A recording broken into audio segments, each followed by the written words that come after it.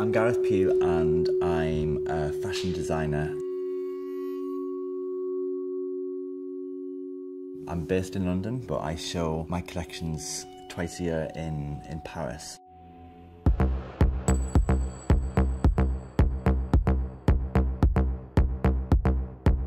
It's not really about clothes, it's more about an idea.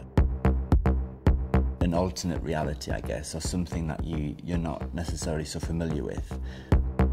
I first became interested in the Tudor and Stuarts when I was very young. I remember being brought down to London for the first time. I think my dad and my brother were coming down to see Sunderland play at Wembley.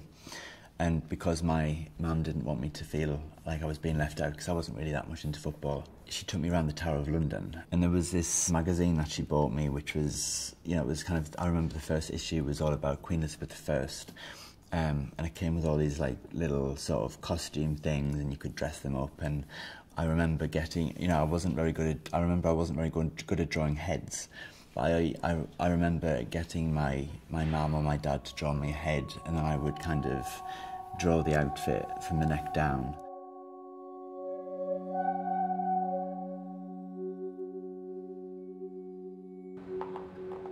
I'm Anna Reynolds and I'm curator of paintings at Royal Collection Trust, and I'm the curator of the In Fine Style exhibition at the Queen's Gallery. So I've come here today to meet Gareth Pugh. I'm so excited to meet him and get his unique personal take on the exhibition, talk to him about the paintings, talk to him about his clothes and see how he might have been inspired in part by the Tudor and Stuart period. So this is your studio. Yes, indeed. So this is the first outfit from my first show in Paris. I guess it's quite an important one for me. So spring/summer 2009. Yeah, when I first saw this is the dress that really made me think Tudor and Stuart and link it with Gareth Pugh. One of the ideas with this collection was to kind of do something that was quite stately. So we have this kind of very stately ruff which makes the models walk in a very particular way, very kind of upright and poised, and then we have this dress that comes in at the waist. There's no corset underneath, but it's kind of accentuated at the waist by this very kind of intricate underskirt, which is to match the top, I guess, made of these kind of ruffs. It's like a farthingale in a painting. The Spanish portraits, for example, this cone-shaped Spanish farthingale, you're doing a modern version of it here, and the fabric underneath. So this picture is a full-size portrait of the Infanta, so it's the princess, daughter of Philip II of Spain. She's Isabella Clara Eugenia, and at this time she's Archduchess of Austria. Incredibly rich and lavish, opulent, with all that gold thread, and the symbolism also within the embroidery there has a kind of links to the idea of marriage, and also her kind of the heritage of her family, the interlinking rings, and what was it, the House of Valois that she's from. It's very much about presenting oneself as an icon, I guess. It's very powerful.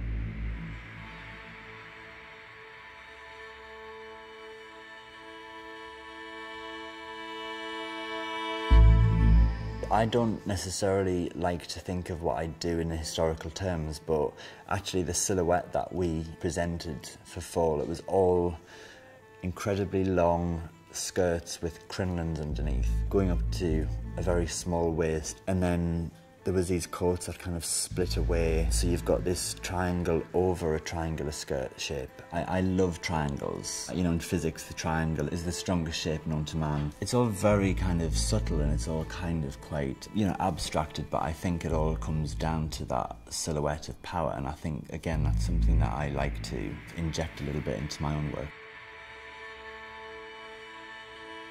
Well, this is one of the opening outfits from spring/summer 2012. I guess it's kind of my version of the typical suit of armour. I've heard you describe your clothes as kind of armour and armour-like, and I wondered what you thought about about this armour here? What does it make you think of, and do you see any kind of affinities with your clothes? I love the fact that it's kind of there to protect whoever's wearing it, but it looks so much like the exoskeleton of a beetle or something almost. The other thing that I think is interesting about armour at this date is how closely it relates to fashion. So we think of armour as kind of something separate, but in actual fact this is exactly the fashionable line of 1607. You see it in you've clothes. Got these kind of like breeches. Yeah, they look just kind of like padded, this kind of padded hip. Yeah, almost. Exactly, and the V shape of the waistline. I mean, that could just go straight across, but it's like it is a V. You know, I'm very much taken by the fact that